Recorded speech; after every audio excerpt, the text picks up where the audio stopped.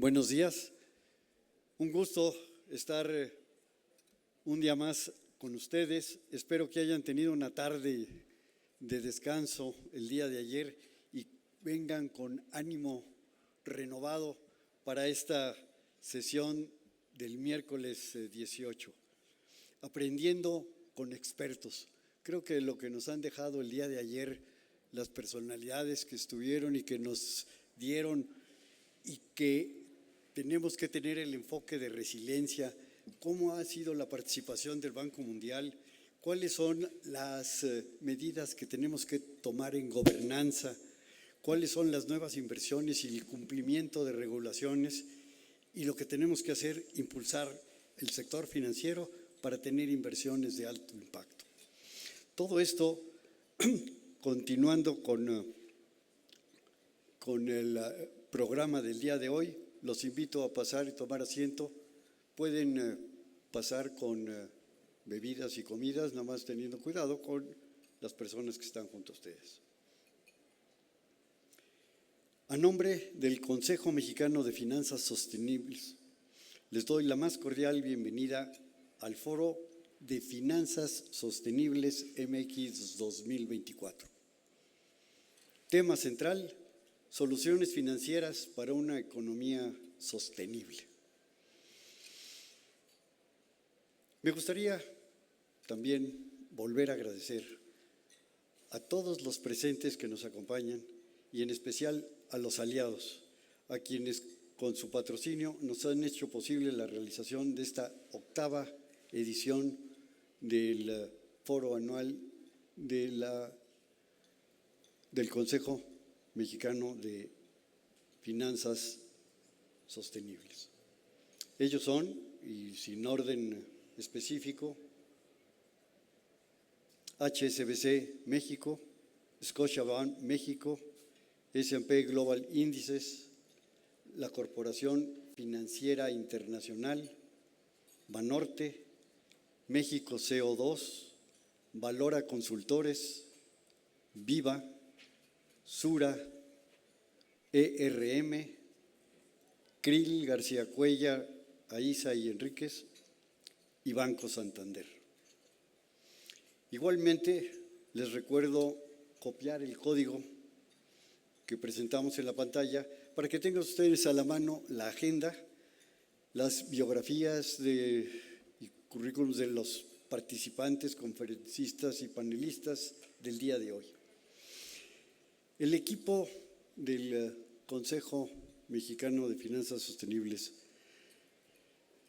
en el cual colaboran activamente Úrsula Wilhelm, Ilema López Malo, Santiago Jiménez, María José Arzuaga, Ana Paula Cosío, todos ellos dirigidos por una líder que es Alba Aguilar, directora general del Consejo. Gracias, Alba, por la invitación, por estar aquí con nosotros, y quiero que nos hagas favor de acompañarnos para dirigirnos palabras de bienvenida y la presentación de nuestra primera expositora. Muchas gracias, muy amable, y que tengan un extraordinario día.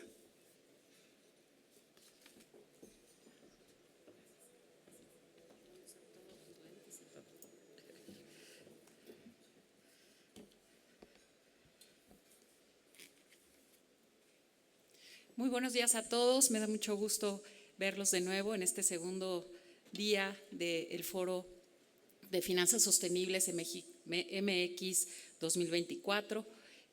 Hoy es nuestro segundo día y tenemos una agenda completa para tratar de cubrir los tópicos más importantes en las finanzas sostenibles. Entonces hoy tengo el honor de presentarles a David Razú, ¿no? Aquí está con nosotros. David Razú es el CEO de Afore 21 Banorte. David Razú es financiero, es un financiero, por favor, adelante, David. Pues es importante que conozcan este diálogo. Vamos a tener también a la embajadora Patricia Espinosa. Quisiera empezar a presentarte, David. David nos va a hacer el favor de tener este diálogo. Él es activista de Derechos Humanos, autor y promotor de la iniciativa de matrimonio igualitario en 2009 en el Congreso de la Ciudad de México. También, pues después de haber ocupado diferentes cargos públicos en el gobierno federal, en las instituciones financieras internacionales, entre las cuales se encuentran la Secretaría de Hacienda y Crédito Público, el Instituto Mexicano para el Seguro Social, el Banco Mundial y el Banco Interamericano de Desarrollo en 2021, se convirtió en el director general de Afore 21 Banorte. Bienvenido David. Y bueno, pues también tengo el honor de presentarles a la embajadora Patricia Espinosa Cantellano. Ella es presidente de GFANS para la Red de América Latina y el Caribe. La embajadora Patricia Espinosa es socia, fundadora y directora general en 1.5, una empresa de consultoría en las áreas de medio ambiente, responsabilidad social y gobernanza corporativa con especialidad en cambio climático. Es diplomática de carrera. La embajadora Espinosa es una líder respetada en el escenario internacional con más de 35 años de experiencia al más alto nivel de la diplomacia, las negociaciones multilaterales y las relaciones internacionales. Y previo a la creación de 1.5, fungió como secretaria ejecutiva de la Convención Marco de Naciones Unidas sobre Cambio Climático. También estuvo en la Secretaría de Relaciones Exteriores y es embajadora de México, fue embajadora de México ante la República Federal Alemana y ante Austria, Eslovaquia y Eslovenia. Como pueden ver, pues dos grandes figuras. Gracias embajadora por estar con nosotros hoy. Gracias David. Simplemente les quiero recordar que pues en este día vamos a tener pues una serie de temas muy interesantes. Vamos a hablar de transición, vamos a hablar de infraestructura sostenible, vamos a hablar de los compromisos net zero o cero emisiones netas para el 2050 y también sobre transición energética, electromovilidad y finalmente, pero no menos importante, sobre el gran desafío que tiene México, que es la biodiversidad y cómo podemos encontrar soluciones financieras para poder conservar la biodiversidad de nuestro país. Los dejo y pues muchas gracias y es un honor tenerlos a ustedes dos aquí. Gracias David, te dejo a ti. Al contrario, muchísimas gracias Alba y muchas gracias al Consejo de Finanzas Sostenibles y a todos los y las patrocinadoras que han participado en este esfuerzo. Creo que estamos en un momento en donde tenemos que subirle mucho el volumen a estos temas. Ha habido distintas posturas a nivel internacional, incluso de parte de liderazgos importantes que han empezado o que han planteado un escepticismo muy importante respecto a lo que se está haciendo en materia de ESG. Eso por un lado, y por el otro lado la buena noticia es que también hay mucho impulso, dependiendo de dónde lo veamos. Creo que es una gran noticia y para mí es un honor estar aquí con Patricia Espinosa, que la verdad es que ha sido una de las arquitectas de la transición o de los acuerdos y lineamientos de transición a nivel global, porque son muchos los retos. Si bien hemos podido avanzar mucho, tenemos ya una serie de iniciativas que se han venido articulando, quizá algunas de manera segregada, pero todas tendiendo a un mismo objetivo, y hay un orden específico en lo que son los objetivos de desarrollo sostenible que me parece que generan un orden importante. Y desde el ámbito financiero me parece que también está cada vez más claro que es mucho lo que podemos movilizar, que es mucho lo que podemos hacer, y entre más nos vayamos sumando instituciones financieras a estos esfuerzos, desde el punto de vista de establecer criterios ASG, desde el punto de vista de tener transparencia en la información que se está utilizando y sobre todo medición, que es algo que ha hecho mucha falta, para que sepamos específicamente cuál es el impacto que los distintos portafolios pueden estar teniendo en términos de descarbonización, de combate al cambio climático y de objetivos de desarrollo sostenible. Pues me parece que tenemos una mayor oportunidad, pero la verdad es que tener hoy aquí a Patricia, pues es algo muy valioso. Yo me gustaría mucho, más allá de la introducción que sé que hará ahora Patricia, a mí me parecería muy interesante platicarnos un poquito sobre la historia de cómo a nivel global se ha venido articulando toda esta arquitectura de acuerdos, porque hoy hablamos de los acuerdos de París, pero eso no fue de generación espontánea, no fue algo que un día se hayan reunido y hayan dicho, oye, pues vamos a hacer estos acuerdos y los firmamos. La verdad es que tiene mucho detrás, mucho trabajo detrás, trabajo diplomático, trabajo técnico desde luego también, pero un trabajo diplomático muy intenso y muy interesante y que desde el punto de vista de un servidor empieza o hay mucho que se puede decir de ello a partir de la COP16. La COP16 que quizá no todos recuerden o no todos tengan documentados, pero tuvo lugar aquí, en México, en Cancún, y la presidió precisamente Patricia Espinosa. Y para mí es el gran antecedente de un acuerdo global en la materia. A partir de los acuerdos de Cancún es que se desarrolla, años después,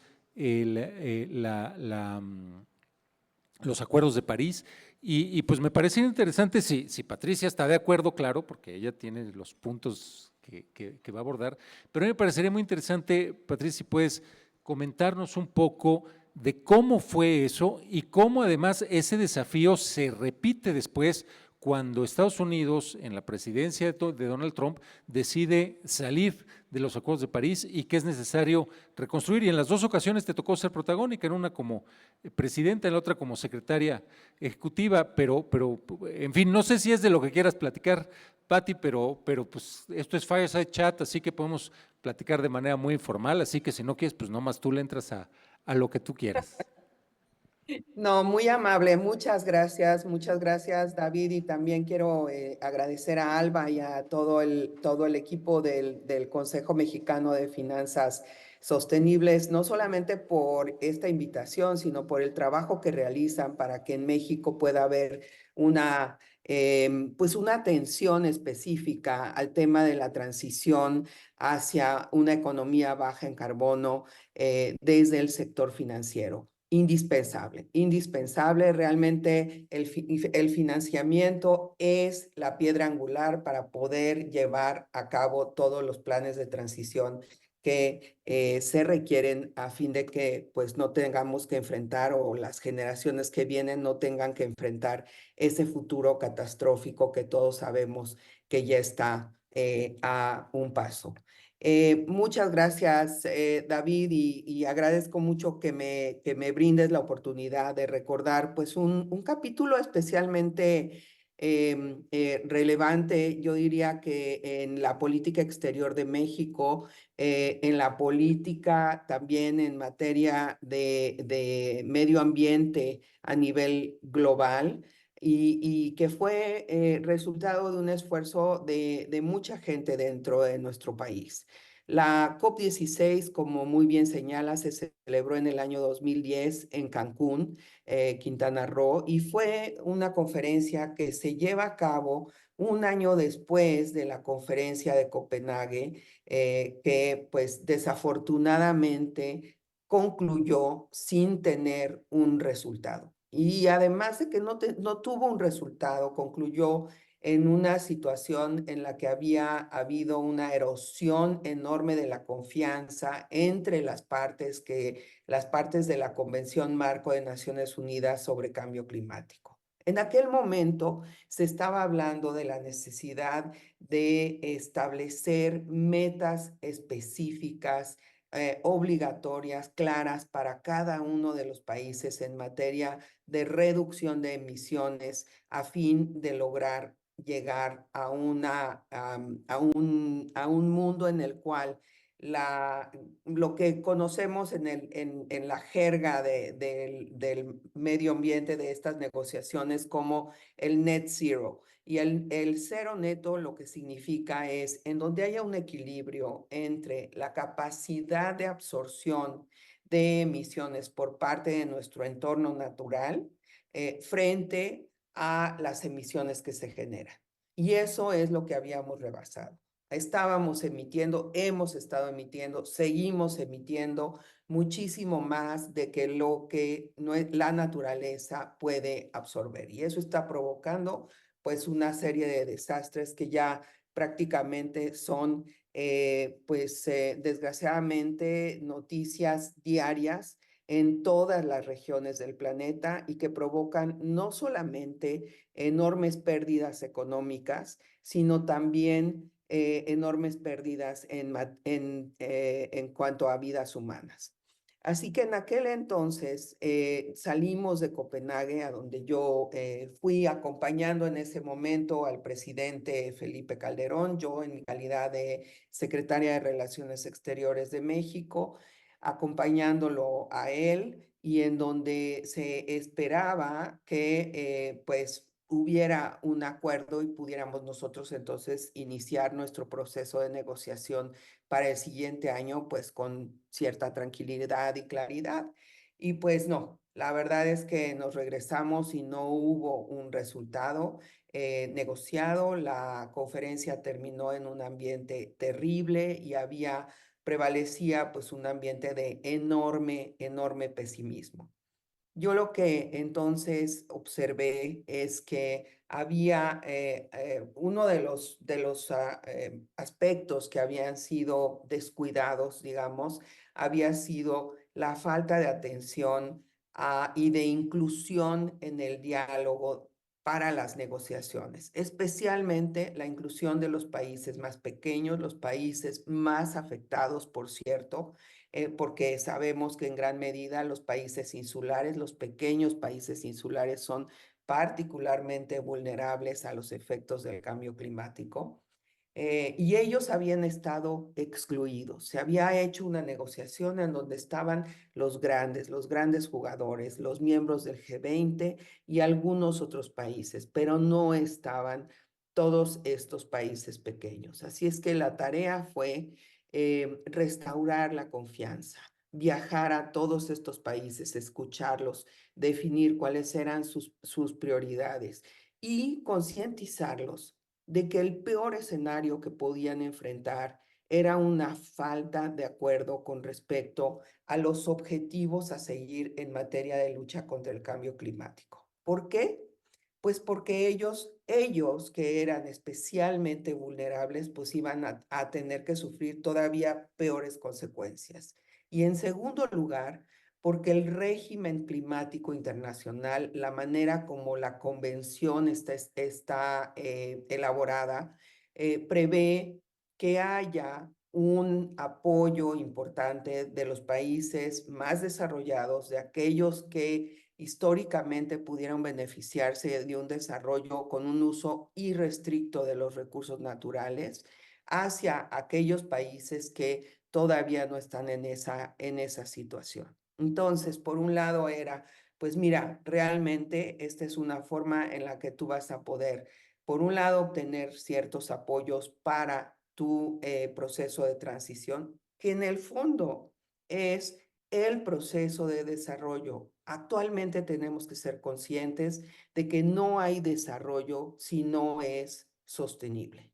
No existe un desarrollo que no sea sostenible. Por eso, cuando estamos viendo que hay una evaluación de cuánto me cuesta hacer esto de manera limpia, con tecnologías limpias, frente a lo que me cuesta si lo hago como hasta ahora, en el business as usual, pues lo que tenemos que realmente incluir en esa ecuación es, bueno, sí, pero esto habría que verlo contra cuál va a ser el escenario que yo, mi empresa o yo como individuo voy a estar enfrentando dentro de 10, 15, 20 años.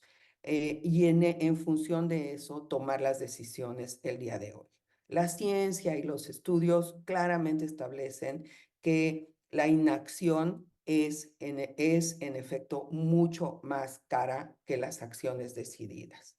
Ahora, lo que logramos a lo largo de ese año fue restaurar esa confianza, establecer un proceso plenamente incluyente en el que todos los países se sintieran no solo se sintieran, sino fueran efectivamente escuchados y sus preocupaciones fueran debidamente tomadas en cuenta. Y entonces avanzáramos hacia un proceso en donde ya se definía que en 2015, que fue la fecha en la que se celebró la conferencia de París, en 2015 debía de lograrse un consenso en torno a las metas que cada país iba a aportar.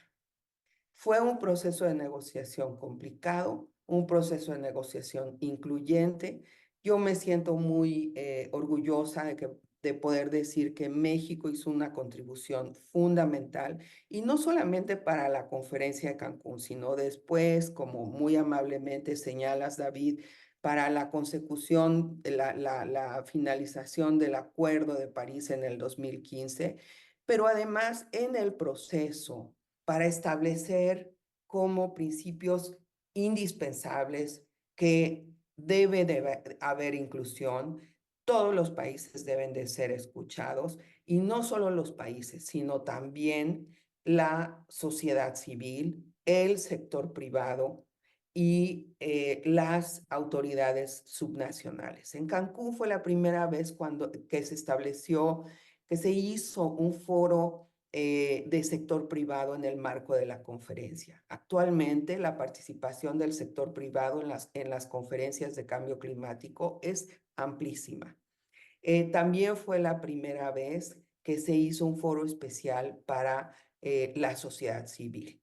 Y actualmente ese es otro espacio que se sigue ampliando, aunque pues eso también en algún momento vamos a tener que encontrar una buena forma de darle una gobernanza adecuada. Así es que, pues sí, este es una contribución que México hizo. Yo pues me siento muy honrada de la confianza que en su momento depositó el presidente Calderón en mi persona, pero la verdad es que fue el trabajo de un gran equipo de la Cancillería mexicana junto con la Secretaría de Medio Ambiente en su momento. Muchas gracias, David. Al contrario, muchas gracias, Patricia. Y dentro de lo que comentabas, hay varias cosas que me parece que es bien relevante retomar. En particular, lo que decías, voy a decirles que es medio difícil porque yo no sé si estoy viendo a Pati, si ella me ve, entonces es medio raro. Pero, Te veo. no, yo sé que sí, pero como no sé para dónde, no sé si tengo una pantalla ahí, otra acá, y está la audiencia. Entonces, si me ven así, de repente medio como un camaleón así volteando con los ojos para todos lados, es porque no termino de tener claro para dónde voltear. Pero creo que hay varios temas bien relevantes y por eso quería yo rescatar la historia. Porque en efecto, uno de los elementos que me parece, y ya lo señaló Patricia, fueron muy complejos, han sido y siguen siendo muy complejos, es la inclusión de todos los países que tienen historias completamente distintas, que tienen y parten de una base de recursos naturales que son completamente distintas, esas bases de recursos naturales, y además de desarrollo, porque ahí está una de las grandes, me parece, injusticias que hay detrás de todo el tema de la transición y que me parece que con toda razón el sur global reclama de manera continua diciendo, oye, ahora yo tengo que plantearme objetivos de net zero, tengo que plantearme objetivos de descarbonización, cuando yo todavía estoy en una fase mucho más temprana de mi propio desarrollo industrial. Entonces, ¿cómo puedo competir con un norte global que ya contaminó todo lo que tenía que contaminar, ¿no?, para crear una base industrial sólida? Y entonces ya a partir de esa base industrial sólida me voltean conmigo y me dicen, oye, al sur, le dicen, oye, no, pero es que estás contaminando mucho, para de contaminar. Sí, pero ¿cómo ajustamos esto de manera intertemporal? ¿Sí? Es decir, ¿cómo podemos hablar de una transición justa desde dos dimensiones? Me gustaría mucho conocer tu opinión, Pati. Son dos dimensiones a las que me refiero. Una es la intertemporal, la histórica, es decir, el avance que ya se dio en el mundo industrializado, que se dio a costa de la explotación desmedida de recursos naturales y sin pensar en consecuencias. Esa es una de las dimensiones, la intertemporal, y la otra es la cross-sectional, ¿no? Es decir, al interior de los países, ¿a quién le toca pagar qué y cómo en un momento dado? Porque creo que hablar de una transición justa sin considerar estas dimensiones es muy difícil y con toda razón ocurre que nos encontramos con muchas resistencias y adelantándome un poco, me gustaría mucho escuchar la perspectiva de Pati, pero adelantándome un poco, creo que ahí es donde nosotros, quienes estamos en la parte de finanzas, tenemos mucho trabajo por hacer, precisamente para igualar con diseños de instrumentos cómo hacer que ese injusticia intertemporal se pueda ver arreglada. Al final eso es lo que nosotros hacemos, ¿no? Ver el valor de las cosas en el tiempo, es un poco nuestra chava. Pero antes de eso me gustaría saber, en el caso de la embajadora, que es pues ahora sí que pan todos los días, querida Patricia, en los diálogos que tú tienes, ¿cómo podemos enfrentar y cómo podemos hablar de una transición justa considerando estas desigualdades de origen que hay en el propio concepto de transición? Es un tema extremadamente relevante, David, y yo creo que cada vez lo será más. ¿Por qué? Porque además estamos ya en un momento en donde debemos de concentrarnos en la implementación de acciones. Y este es el momento entonces en el que el tema de la transición, si es justa, si es limpia, si es competitiva, pues, se convierte en verdaderamente urgente. Así que es un hecho que este tema ha ido obteniendo crecientemente mayor atención. Se empezó a discutir, por cierto, desde el 2013, cuando empezó un diálogo sobre lo que se conoce como medidas de respuesta, que son medidas de respuesta a los efectos del cambio climático.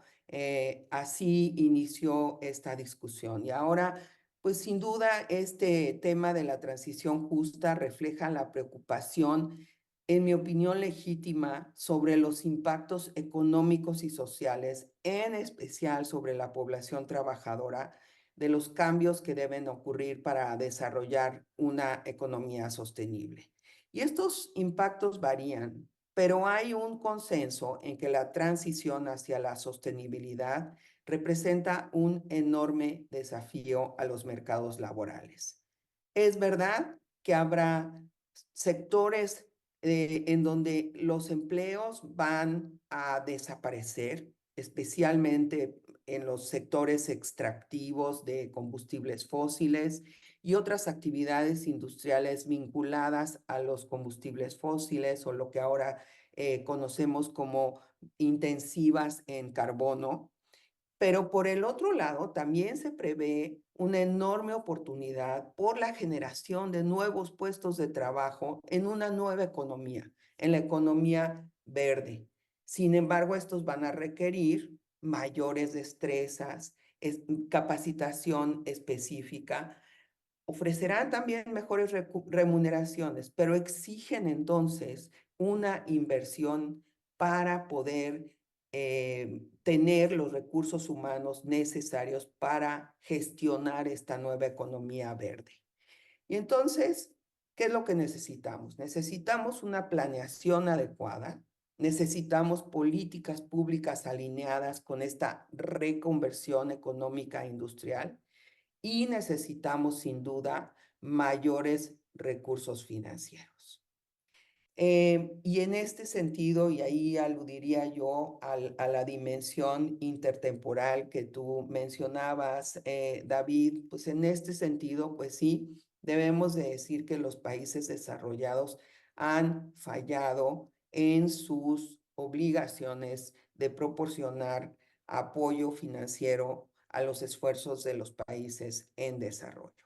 Y ese es un tema que sigue siendo uno de los más difíciles y de los más recurrentes en todas las negociaciones que se dan en el marco de la convención. Ahora, esto no significa que no se esté haciendo nada. Y de hecho vemos que ya hay países que están impulsando políticas explícitamente diseñadas para promover una transición justa. La mayoría de ellos, sin duda, están en los países desarrollados, los países de la Unión Europea, con el Green New Deal, con las legislaciones recientemente aprobadas en Estados Unidos a través del IRA, en Reino Unido, que tiene ya desde hace varios años una ley de cambio climático que tiene objetivos muy ambiciosos y además establece procedimientos muy rigurosos para la información y la rendición de cuentas. Y China, por ejemplo, también. China que también tiene un plan de descarbonización. Hay ya un gran acervo de conocimiento, entonces, que ya hemos acumulado y que creo que nos permite tener muchas ideas de lo que puede implicar una transición justa. Yo diría que, entre otras cosas, se requiere pues que haya justamente un diálogo abierto e incluyente entre todas las partes involucradas. No se trata de que venga una decisión de arriba del gobierno o una decisión de los empleadores. Tiene que haber un diálogo incluyente. ¿Cómo se puede hacer? ¿Cuáles son los plazos razonables?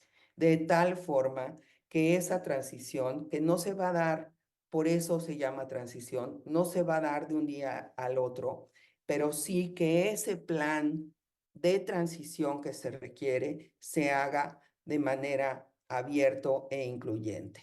Y que además cualquier decisión se base en información oportuna y suficiente. Que haya información, que haya datos específicos claros para la toma de decisiones. Se requiere inversiones en el readiestramiento, en la capacitación de los trabajadores. Se requiere también políticas y regulaciones laborales que estén alineadas con esta transición. Se requiere también, por supuesto, condiciones adecuadas para el desarrollo de empresas verdes, en el sentido del sector en el que operan o en la forma en la que operan. Y, por supuesto, se requiere acceso a medios de implementación. Son muchas cosas y además, como tú decías, David, no solamente son muchos elementos, y por cierto, esto no es una lista exhaustiva, hay más y habrá más. Por ejemplo, un aspecto muy claro es también las consecuencias, por ejemplo, sobre la salud, sobre los ecosistemas, etcétera. Pero cada una de estas variables es distinta en cada comunidad, no solamente en cada país. Si tomamos el ejemplo de México, pues vemos que la transición en el norte del país, en un estado como Nuevo León, va a ser muy distinta a la que tenemos que hacer en Oaxaca o en Chiapas. Así que sí, es un gran reto, y en este reto el sector financiero es absolutamente indispensable. Muchas gracias, Pati. Y sobre eso quisiera yo un poquito continuar ya entrando en la lógica de lo que es el sector financiero. Hasta ahora hemos visto pues muchísimas iniciativas. La verdad es que ya de unos años para acá todo lo que son los criterios ASG pues son criterios que hemos venido implementando cada vez con mayor dedicación, inversionistas institucionales, fondos, distintos ámbitos de la actividad financiera. Y creo además, en el caso de México específicamente, pues creo que ha habido en los últimos años, en particular después del 2018, ayer estuvo aquí el subsecretario Gabriel Llorio hablando de lo que tiene que ver con la taxonomía sostenible, de bonos verdes que se han venido emitiendo, en donde el gobierno de México ha sido, la verdad es que puntero. A mí me da mucho gusto que México siga haciendo y siga haciendo un esfuerzo por ser ejemplar en estos temas. Y desde el lado de la iniciativa privada también hemos podido desarrollar en particular desde la industria de las Afores el cuestionario que ha permitido homologar un poco el tema de criterios ESG para emisores, que podamos ver específicamente qué estamos haciendo. En fin, todo eso a mí me parece que es muy útil y nos permite avanzar, pero al mismo tiempo tengo la sensación de que el mundo sigue en pañales en lo que tiene que ver, y todavía con mucho por avanzar, en lo que podríamos en realidad avanzar desde los instrumentos financieros que puedan diseñarse. Todavía, y es la realidad, existe mucho greenwashing, es decir, hacemos tics en un formato y decimos, ya hicimos esto, entonces esto ya es verde, ¿no? Pues no necesariamente. Creo que es muy importante para garantizar que eso sea así, que tengamos análisis cada vez más serios de materialidad, donde veamos realmente esto en qué se está convirtiendo y sobre todo qué valor está agregando, qué valor estamos agregando desde el entorno financiero, porque, y aquí lo quiero relacionar un poquito con la pregunta anterior y con la respuesta que amablemente nos da Patricia.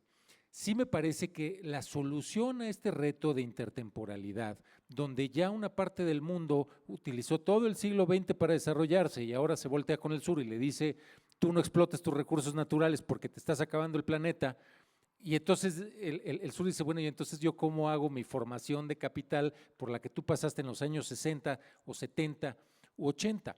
Bueno, pues creo que eso se puede resolver, sí. Y aquí el valor de la diplomacia, aquí el valor de la política, aquí el valor de las finanzas. Creo que eso se puede resolver en gran medida si encontramos fórmulas creativas para decirle a quienes ya explotaron eso, ¿sí? Oye, pues, ¿cuánto nos debes por ese desarrollo que ya hubo? ¿Y cómo hacemos para que lo pagues? Con un instrumento financiero. ¿Y cómo hacemos que ese instrumento financiero se vuelva atractivo? Pues precisamente tenemos que ser capaces de hacer entender, de hacer evidente a el público en general y a las empresas en lo particular y a los medios financieros en particular que se está agregando valor, ¿sí?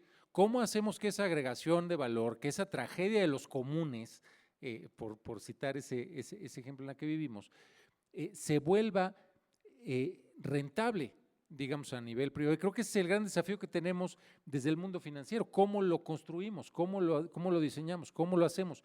Y en ese sentido, me gustaría mucho conocer, Patricia, tu opinión sobre cuál ha sido, desde tu punto de vista, el avance y la aportación que hasta ahora ha hecho el sector financiero para la transición, porque desde mi punto de vista debe ser, deberíamos ser, desde el sector financiero, un espacio crucial precisamente para garantizar una transición justa, una transición equitativa, porque si no es equitativa, y por ahí empezaba Patricia, va a ser muy difícil avanzarla. Si no es inclusiva, si no se tiene todo el mundo dentro de ella, pues muy difícilmente vamos a poder realmente avanzar hacia una transición. Y sí creo que el sector bisagra para lograrlo son las finanzas, pero me gustaría saber, Patricia, ¿tú cómo ves esto? Y si crees que el sector financiero a nivel global, no estoy hablando específicamente de México, ha venido cumpliendo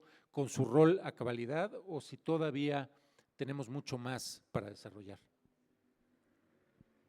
Muchas gracias, David. Y la verdad es que, bueno, de entrada te diría que en mi opinión el sector financiero todavía tiene un enorme espacio, un enorme área de oportunidades hacia adelante. Definitivamente me parece que en muchos sentidos el sector financiero ha estado esperando que se den los cambios en las regulaciones para entonces poder responder. Y creo que esta es, si bien una reacción entendible y una reacción que refleja también la manera de hacer las cosas hasta ahora, Creo que frente a lo que representa la amenaza del cambio climático, pues es una actitud que ya no debería de ser, que debemos de asumir como una actitud que nos va a llevar a mayores costos, que nos va a llevar a una mayor responsabilidad en el empeoramiento de las condiciones de vida en nuestro planeta. En efecto, o sea, estamos hablando de una amenaza existencial a la especie humana. Recordemos solamente como un ejemplo, hace apenas unas semanas la crisis de agua que hubo en la Ciudad de México. ¿Qué valor le damos al agua cuando no hay agua? Cuando definitivamente ya no va a haber agua. ¿Qué valor le vamos a dar a un aire limpio cuando estamos viendo que cada año se mueren miles y miles de niños alrededor del mundo por el tema de la contaminación atmosférica? No ha habido todavía ese cambio en la conciencia. Realmente diría, no solamente estoy hablando del sector financiero, sino en general de enormes sectores de la sociedad, incluso de sociedad civil, una enorme apatía de sociedad civil frente a lo que está ocurriendo. Así que yo creo que es el momento de empezar de reflexionar, no empezar, ojalá lo pudiéramos hacer muy rápido, de reflexionar sobre qué es a lo que le vamos a asignar valor y cómo vamos a hacer nuestras estimaciones, nuestras proyecciones a futuro. Vamos a incluir en esas proyecciones a futuro los costos potenciales que ya sabemos que van a venir. Además, cabe recordar que hasta ahora todos los cálculos, todos los pronósticos que la ciencia, los científicos han dado, han sido rebasados por la realidad. Estamos en un año en donde ya se rebasó digamos, el límite de calentamiento de la atmósfera en 1.5 grados. Claro, la meta hacia final de siglo es que haya no más de 1.5 grados de calentamiento promedio a lo largo del siglo. O sea, está previsto que haya momentos en los que la humanidad supere el 1.5, pero que después, digamos, el objetivo y la meta es que hacia finales de siglo podamos tener un promedio que no supere el 1.5. Entonces, sí, hay mucho por hacer. Sí, acá en América Latina y el Caribe, pues se está trabajando en las taxonomías, se está trabajando también en regulaciones para administrar mejor riesgos sociales, ambientales y climáticos, en expandir la movilización de capital, en promover divulgación y transparencia. Pero yo diría que lo que necesitamos también es realmente fortalecer los diálogos que permitan ampliar los vehículos de participación pública, privada, en distintos ámbitos, lo que en algunos países se conocen como comités de financiamiento sostenible, con la participación del sector financiero, del sector privado, dependiendo del área del sector económico que se esté hablando, de la sociedad, de autoridades federales y locales, en fin, de todos aquellos que tienen que estar involucrados en la toma de decisiones. Muchas gracias. Y yo la verdad creo que va mucho por ahí. Nuevamente volvemos al mismo tema. Necesitamos que todo el mundo y todos los sectores participen.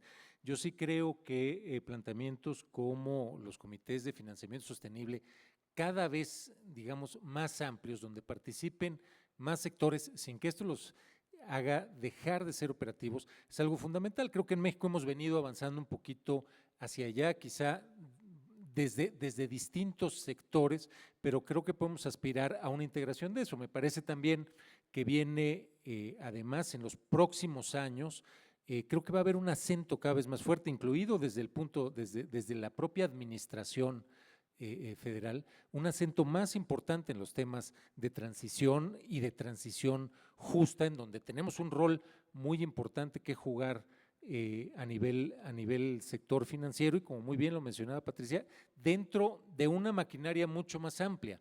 No es un solo sector, necesitamos empezar a pensar de esta manera holística en ese tipo de comités. Y creo que además hay algunas muy buenas noticias que es muy importante que desde el sector financiero tengamos. Yo en lo particular soy un convencido de que la inversión con buenos criterios ASG no solo es buena para el planeta, sino que con los instrumentos que estamos diseñando la podemos convertir también en beneficios específicos para los ahorradores. Hay un cuerpo creciente de conocimiento que se ha venido desarrollando, que ha venido demostrando o impulsando con cada vez más evidencia que las empresas, que los proyectos que tienen criterios de ASG sólidos, también son empresas y proyectos que terminan dándole mejores rendimientos a quienes invierten en ellos. Pensemos esto en los principales inversionistas institucionales a nivel global, los fondos de pensiones, ¿no? No solo las Afores en México, sino los grandes fondos de pensiones en todo el mundo, que son los más grandes fondos.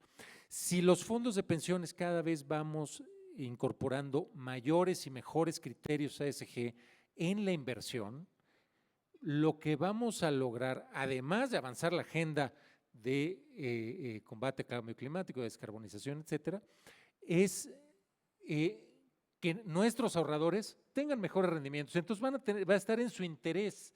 Y este es un poco el desafío que tenemos, por eso hace ratito la llamada tragedia de los comunes, cómo hacemos que el interés público y el interés privado queden perfectamente alineados para que garanticemos un avance hacia allá que sea incluyente, que no deje de lado a unos por el beneficio específico de otros. Entonces, creo que esa es una buena noticia y creo que desde el sector financiero tenemos que impulsar cada vez con mayor ahínco, pero ya estando aquí con el tiempo que nos queda, me gustaría mucho escuchar, Patricia, desde tu punto de vista, ¿cuál es el reto en este momento? ¿Hacia dónde tenemos que caminar? Aquí hay un foro de mucha gente orientada al sector financiero, pero tu visión es mucho más amplia que eso. Entonces, ¿dónde estamos y dónde tendríamos que estar? ¿Dónde tendríamos que plantearnos metas creíbles para los próximos años y cómo llegar hacia allá? Muchas gracias, David. Creo que hay, pues también en el mundo hay muchos ejemplos de empresas y de experiencias que muestran justamente lo que tú estabas diciendo en este momento, que en realidad la transición puede ser buena para el planeta y puede ser buena también para las empresas, no solamente para el planeta, porque bueno, pues al final de cuentas, aunque debemos de considerar que somos parte del planeta, entonces la especie humana es una de las especies del planeta, entonces estamos cuidando al planeta, estamos cuidándonos a nosotros, pero sin duda la transición tiene que ser rentable. Y tenemos que buscar la manera de hacer procesos de compensación para aquellos sectores que se van a quedar atrás o que van a cambiar. Veamos, por ejemplo, lo que ha ocurrido en algunos países en Europa con el tema de carbón.